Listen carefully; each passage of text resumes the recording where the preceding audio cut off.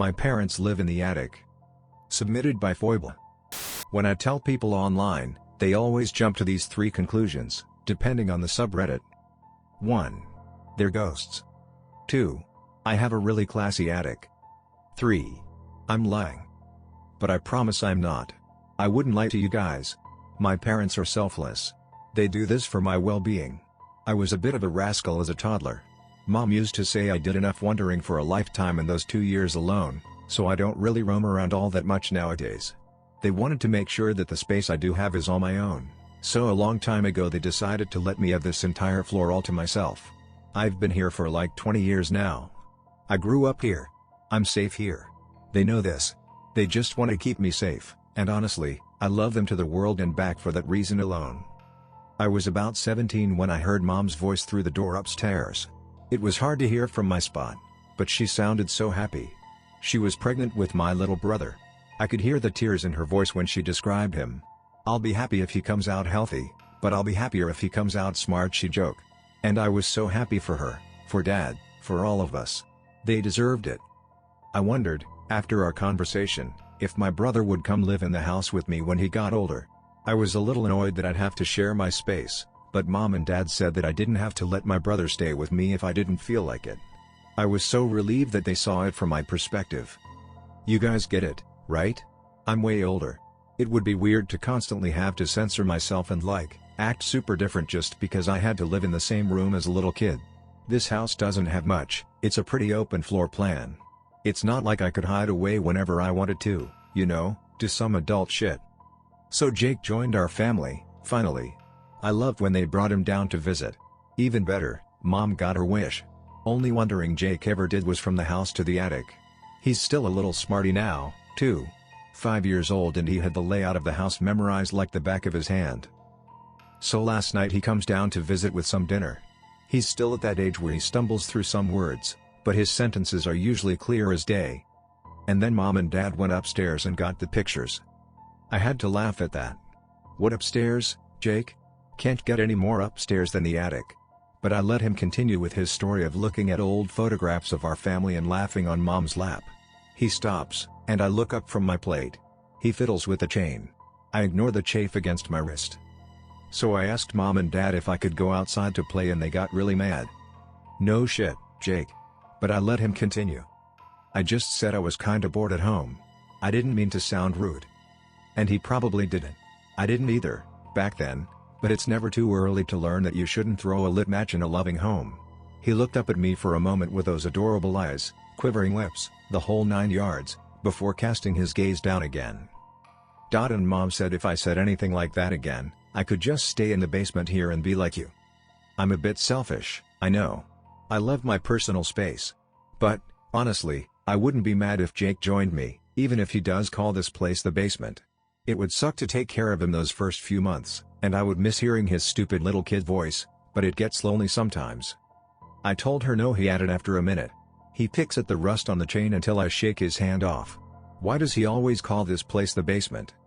I told her I wouldn't wander. I promised I wouldn't. Pinky promised. She was so happy, she said she wishes you were as smart as me. He looked up once more. She said if you were, you could have kept your legs and tongue too. The girl in the mirror does not exist. Submitted by Kate Mesh 137. The girl in the mirror does not exist. For a few weeks now, I have seen out of the corner of my eye a girl in my mirror. She's crouched in the corner of the room, arms tied around her chest, facing the wall. The first time I saw her, my heart stopped. I quickly swung around to see nothing. Just my huge teddy bear staring glumly back at me from the foot of my bed. Turning around, the girl in the mirror was gone. But the next day, she was back. My mirror is a vanity mirror, put on top of my chest of drawers. It faces my wardrobe, and in the corner of it, you can just about see my bed. She sits in the gap between the wardrobe and bed, crouching almost on top of my collection of stuffed animals. That's part of the reason I know she's not real. They're never displaced, they've never moved independently. She's always the same. It's unnerving, sure, especially when she follows me from mirror to mirror. The one in my room, I can see her in glimpses in the bathroom mirror as I'm showering or cleaning my teeth. The mirror in the hall, even in the reflections of shop windows as I walk briskly past. She's always there, unmoving, hugging her knees close to her chest. To be honest, I'd gotten used to her. I know, I'd be the first to die in a horror film, I should have gone to get an exorcist. But, if I'm being candid, I've kind of become paralyzed. That's not the right word, but I can't think of how else to say it. It's not that I physically can't do it, it's that I lack the energy. Like everything's too heavy, or I'm trying to move through treacle. And, this'll sound weird, I kind of don't want to get rid of her. There's a very weird, magnetic force. She doesn't exist, she has no physicality, she doesn't exist outside of the mirror, but I can feel the magnetic pull she gives off.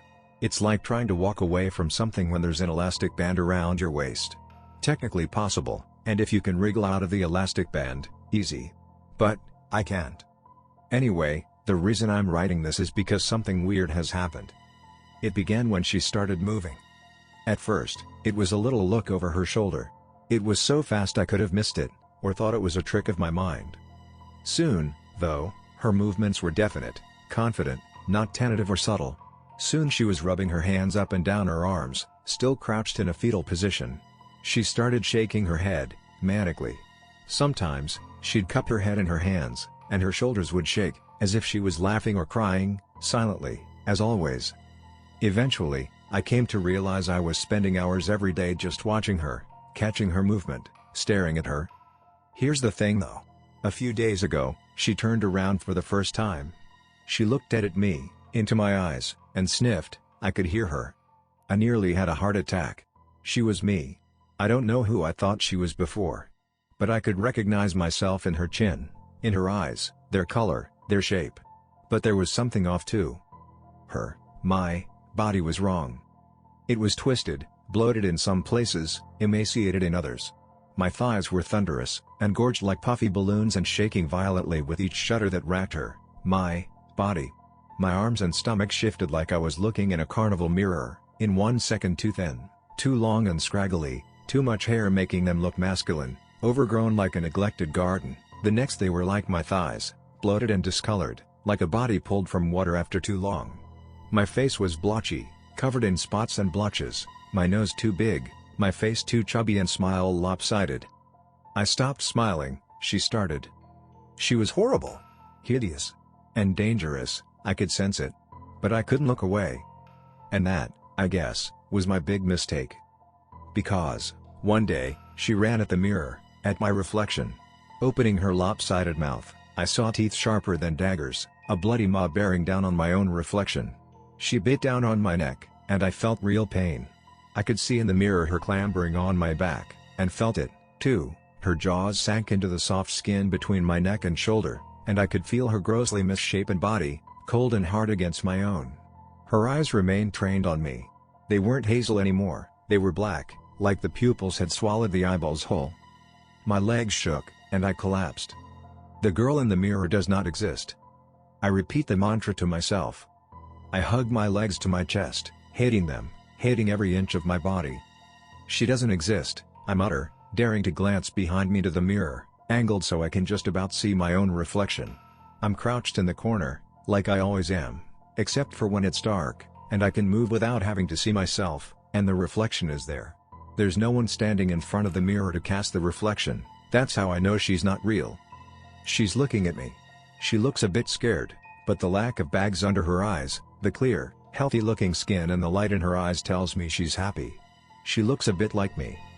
But she doesn't exist. But I can feel an expanding darkness in my chest. Like a black hole, it might consume me whole. There's a flicker of something, a memory, a pain. My neck twinges.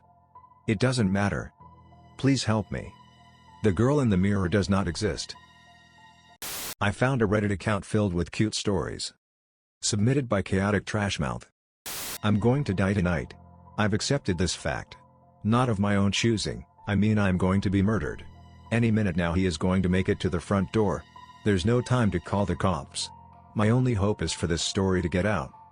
It started about 2 months ago. I was scrolling through r/NoSleep, when I found the story that started all of this. It didn't really belong in the subreddit. It was a kind of cutesy scary story, the kind with cartoon aliens and comedic dialogue. I liked it, so I looked at the profile. All of the stories were like that. I sent him a message letting him know I love his stories. He responded a few hours later, and eventually, we started messaging regularly. It started with Reddit, then it moved to real-life texting. He also sent me his Instagram handle, and I followed him. He seemed like the perfect guy. He was 26, loved reading, and loved dogs. He was also super hot. We had been messaging for a month, even doing the occasional video call before the first time he suggested we meet up. I was ecstatic. I agreed, and we went on a date to a little ice cream shop. He was super nice and respectful the whole time. 1 week later, we met up again. We started officially dating.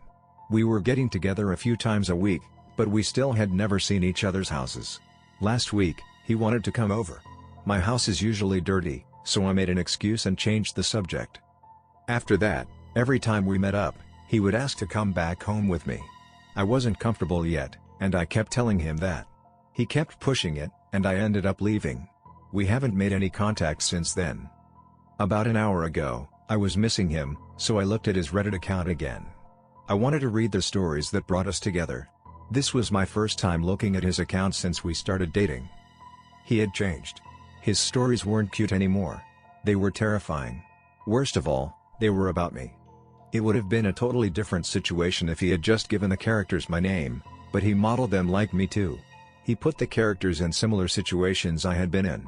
Even stuff I had never told him about was mentioned in the stories. In the stories, he talked about stalking me and eventually killing me. Of course, nobody took him seriously. We are on a scary story site after all. Nobody will believe this either. I've made up a lot of shit on Reddit, but I swear every word of this is true. I looked out my window just now. He's moved from the corner of the street to my driveway.